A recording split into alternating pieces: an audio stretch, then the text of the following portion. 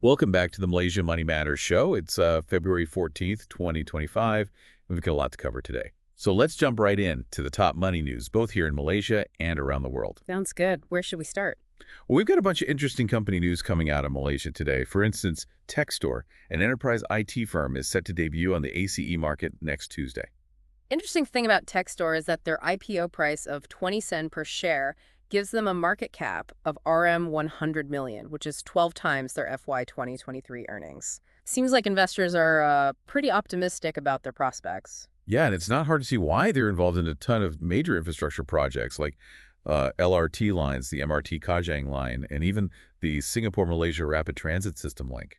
Sounds like they're using this IPO to fuel even more growth. Exactly. They've allocated the RM 25 million they're raising for working capital, paying down some bank loans, growing their business development team, and making other strategic investments. Now, from a company preparing for takeoff to one that's already soaring, AirAsia X is reporting a 41% jump in passengers in 2024, carrying over 4 million people. Their passenger load factor also hit an impressive 83%, meaning those flights were packed.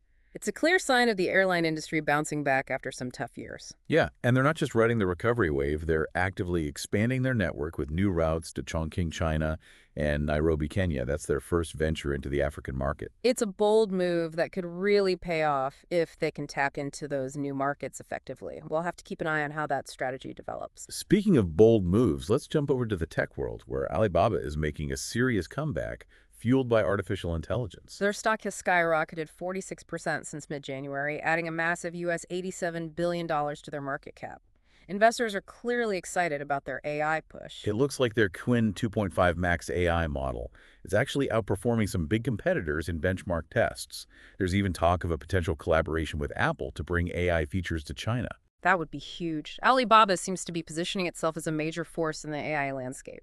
Now, from cutting-edge tech to a good old-fashioned land sale MPI, a semiconductor firm is making headlines for selling off a piece of land in Penang for RM 119.83 million. That sale is expected to net them a cool RM 99.2 million in profit. CIMB's Securities is even hinting at a potential special dividend for shareholders. Not bad at all. And this actually marks MPI's full exit from lead-frame manufacturing, allowing them to focus on other growth areas. It's a smart move to streamline their operations and double down on higher growth segments of the semiconductor market. Now, some news that might have investors a little worried. CelcomDigi's net profit plunged nearly 64% year-on-year in the fourth quarter of 2024. Higher depreciation and impairment charges were the main culprits. However, they did bump up their dividend payout for FY 2024 to 14.3 cents per share, which might offer some comfort to investors. It's a mixed bag for sure. They're projecting modest growth in service revenue and EBIT for 2025, so we'll have to see if they can navigate this challenging telecom landscape. Absolutely. Their performance will be closely watched, that's for sure. Moving on, let's talk about GUH Holdings, an electronic circuit board maker with a presence in China. They're selling off their industrial land in Suzhou to the Chinese government for RM 119.83 million. This is part of the city's urban development plans, and GUH expects to make a hefty profit of RM 95.31 million from the deal. Another example of a company strategically divesting assets to capitalize on a new opportunity. Exactly. This sale could free up a lot of capital for GUH to invest in other areas of its business or pursue new growth initiatives. And speaking of new beginnings, ES Sunlogy, an electrical engineering services firm, is fresh off its ACE market listing and reporting a healthy net profit of RM 3.65 million for its first quarter. They specialize in electrical and mechanical engineering for things like electricity supply distribution and building services. They seem to be off to a strong start, and they're using their IPO proceeds to fund further expansion. From a promising newcomer to a company specializing in a very particular kind of security, Megafortress, a security seal maker posted a solid net profit of RM 5.61 million for its second quarter. This company is a key player in the security seal market, supplying tamper-evident products to industries where security is paramount.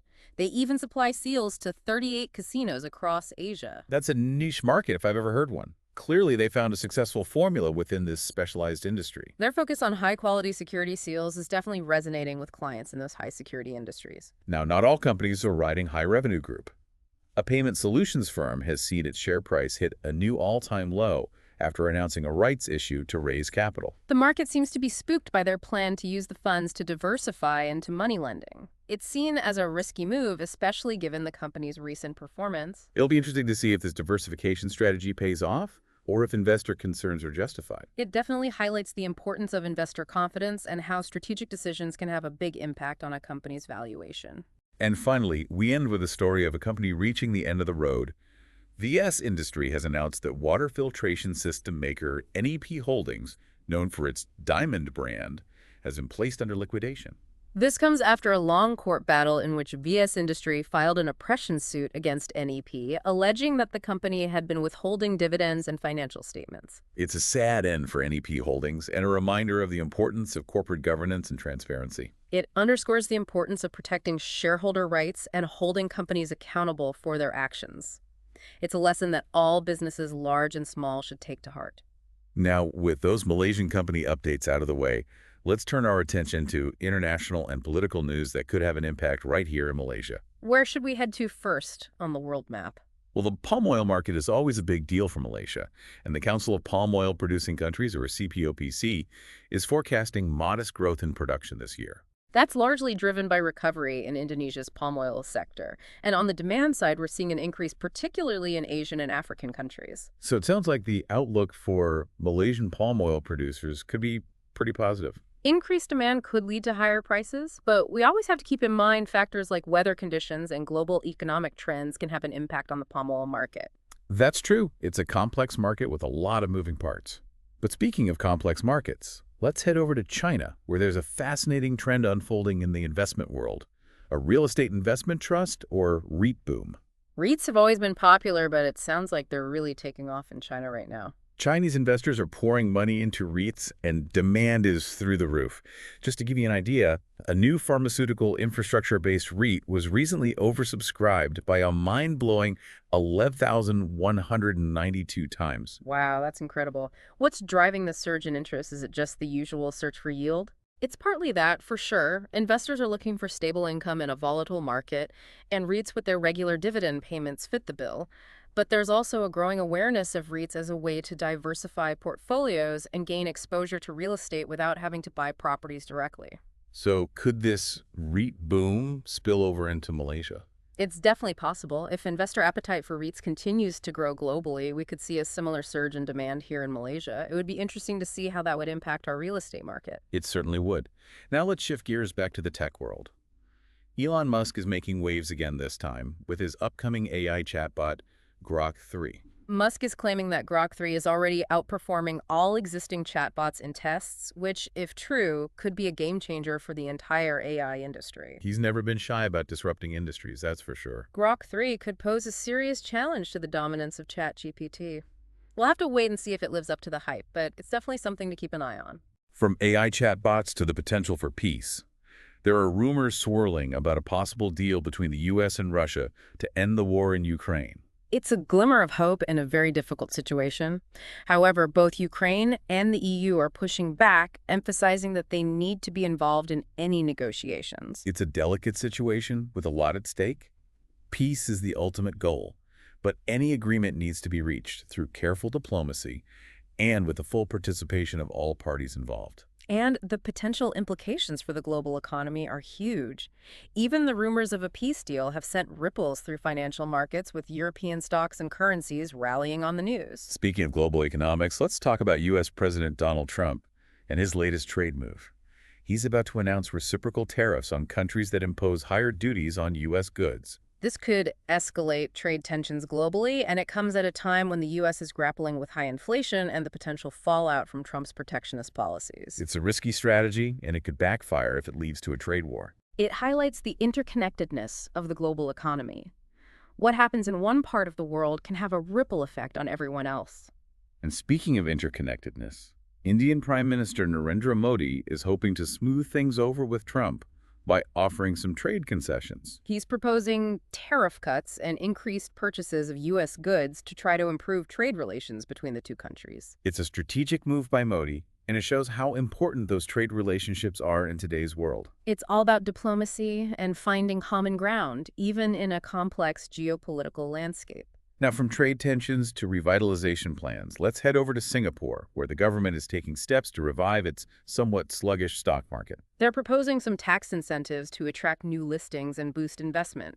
They're trying to address concerns about low liquidity and lackluster trading activity. It sounds like they're being proactive in trying to maintain Singapore's position as a global financial hub. It's a reminder that even successful economies need to adapt to changing market dynamics and take steps to foster growth and attract investment.